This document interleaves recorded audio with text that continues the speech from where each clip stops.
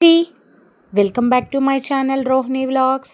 First time కనుక మన channel చూస్తే ఛానల్ సబ్స్క్రైబ్ చేయండి. ఏంటి దోశలు అనుకుంటున్నారా? కినోవాతో దోశలండి. కినోవా హెల్త్కి చాలా మంచిది. కినోవా అంటే మీకు తెలుసా లేదా అన్నది కామెంట్ చేయండి. ఫస్ట్ టైం మన ఛానల్ ఎవరైనా చూస్తే కనుక సబ్స్క్రైబ్ చేయండి. హెల్త్కి చాలా మంచిది.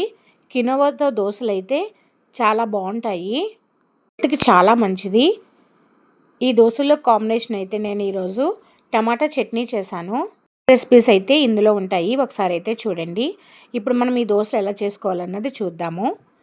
ఇదేనండి కినోవా అయితే నేను ఆన్లైన్లో ఆర్డర్ పెట్టాను. ఈ కినోవా ఇప్పుడు ఎలా ఉన్నదని మూత ఓపెన్ చేసి చూద్దాము. కినోవా అయితే ఇలా ఉంటుంది. మనము అరికెలు సామలు ఉంటాయి కదా, చిరుధాన్యాలు అలాగే ఉంటాయి ఈ కినోవా కూడా. ఇప్పుడు ఈ దోశలు ఎలా తయారు చేయాలో చూద్దాము. ఒక గ్లాసుడు కినోవా అయితే తీసుకున్నాను. దాన్ని అయితే ఒక గిన్నెలోకి అయితే వేసుకోవాలి. గ్లాస్తో కినోవా తీసుకున్నామో అదే గ్లాస్తో మినపప్పు కూడా తీసుకోవాలి. ఇదిగోండి ఆ మినపప్పు కూడా ఆ కినోవా దాంట్లో అయితే వేస్తున్నాను. తర్వాత అదే గ్లాస్ తోటి రేషన్ బియ్యం ఉంటాయి కదా, రేషన్ బియ్యమైనా పర్లేదు, మనం వాడుకునే బియ్యమైనా పర్వాలేదు. అట్లకు మీరు ఏ బియ్యం వేసుకుంటారో ఆ బియ్యం అయితే వేయాలి. ఈ మూడింటిని ఒకసారి అయితే కలిపేసి మనము కొంచెం మెంతులు కూడా వేయండి. మెంతులు వేస్తే దోశలు అయితే చాలా బాగా వస్తాయి. నేను ఒక స్పూన్ అయితే మెంతులు వేసాను. ఇవన్నీ ఒకసారి కలిపేసి నీళ్ళు పోసి దాన్ని అయితే నాననివ్వాలి. ఒక 8 గంటలు నానిన తర్వాత దాన్ని అయితే ఇప్పుడైతే 8 గంటలు అయిపోయింది, నానిపోయాయి. వీటిని అయితే 2-3 సార్లు వాష్ చేసుకోవాలి. అందులో ఉన్న మట్టి అంతా పోవాలి కదా. ఒకసారి 2-3 సార్లు వాష్ చేసుకుంటే అవి బాగుంటాయి కదా. ఇగోండి ఇప్పుడైతే నేను వాష్ చేస్తున్నాను. 2-3 సార్లు కడిగేసిన తర్వాత ఇప్పుడు దీన్ని అయితే గ్రైండ్ చేసుకోవాలి. చూడండి ఇప్పుడైతే నేను 2-3 సార్లు వాష్ చేశాను కాబట్టి ఇప్పుడు గ్రైండర్లో అయితే వేస్తున్నాను. దీని కొలత ఏంటంటే మనం ఏ గ్లాస్తో కినోవా తీసుకున్నామో అదే గ్లాస్తో మినపప్పు, అదే గ్లాస్తో బియ్యం 3 సరి సమానంగా వేసుకోవాలి. కడిగేసాం కదా, ఇప్పుడైతే నేను గ్రైండర్లో వేసి గ్రైండ్ చేస్తున్నాను. ఇప్పుడైతే ఇదంతా అయితే వాటర్ వేసి కొంచెం మెత్తగా దోసల పిండి ఆడుకున్నట్టయితే ఆడుకోవాలి. ఇది నలుగుతుంది. ఇది నలిగిపోయిన తర్వాత దీన్ని అయితే ఒక డబ్బాలోకి అయితే స్టోర్ చేసుకోవాలి. ఈవినింగ్ గ్రూప్ ఆడుకుంటాం కదా, ఆడిన తర్వాత దాన్ని అయితే ఒక డబ్బాలోకి అయితే స్టోర్ చేశాను. వెళ్ళి ఫ్రిడ్జ్లో అయితే పెట్టాను. నెక్స్ట్ డే మార్నింగ్ అయితే దీన్ని బయటికి తీసి కొంచెం ఉంటే చూడండి పొంగిపోదును. చూడండి పైదాకా వచ్చింది. ఒకసారి అయితే మొత్తం అంతా బాగా కలిపితే అడుగుకి అయితే వెళ్ళిపోతుంది కదా. దీన్ని అయితే ఇప్పుడు కలుపుతున్నాను. దీంట్లోకి తగినంత సాల్ట్ వేసి అయితే బాగా కలపాలి. అలా కలిపితే అందులో ఉన్న సాల్ట్ అంతా కరుగుతుంది కదా. ఈ వాటర్ అవసరమైతే కొంచెం వాటర్ అయితే వేసుకోండి. నాకైతే వాటర్ అవసరం లేదు. ఇదంతా అయితే బాగా కలిపేశాను. ఉప్పు అయితే కలిసిపోయింది. ఇప్పుడైతే మనం దోశలు వేసుకుందాము.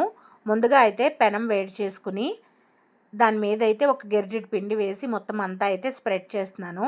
దోశలు అయితే చాలా బాగా వచ్చాయి. దోశలు కూడా చాలా క్రిస్పీగా అయితే కాలాయి. ఇంతకీ మీరు ఎప్పుడైనా కినోవాతో దోశలు తిన్నారా? లేదు అంటే కినోవాతో ఏ రెసిపీస్ చేసుకుంటారా అన్నది కూడా కామెంట్ చేయండి. చుట్టూ అయితే ఆయిల్ వేస్తున్నాను. అయితే కాలిపోయింది. ఇప్పుడైతే రెండో వైపు తిరిగేస్తున్నాను. 2 వైపులా కాలిపోయిన తర్వాత దాన్ని అయితే తీసి ఒక ప్లేట్లోకి అయితే వేసుకోవాలి. కాంబినేషన్ కింద నేనైతే టమాటో చట్నీ అయితే చేశాను. ఈ టమాటో చట్నీ అయితే చాలా బాగుంటుంది. చట్నీ అయితే నేను ఇలా చేస్తాను, మీరు ఎలా చేస్తారు అన్నది కూడా కామెంట్ చేయండి. ముందుగా అయితే టమాటా పళ్ళు కడిగేసి ఒక అండిలోకి 2 ముక్కల కింద అయితే కట్ చేశాను. అందులో ఒక ఉల్లిపాయ కూడా కట్ చేసి వేసి తగినంత పచ్చిమిరపకాయలు అయితే వేశాను.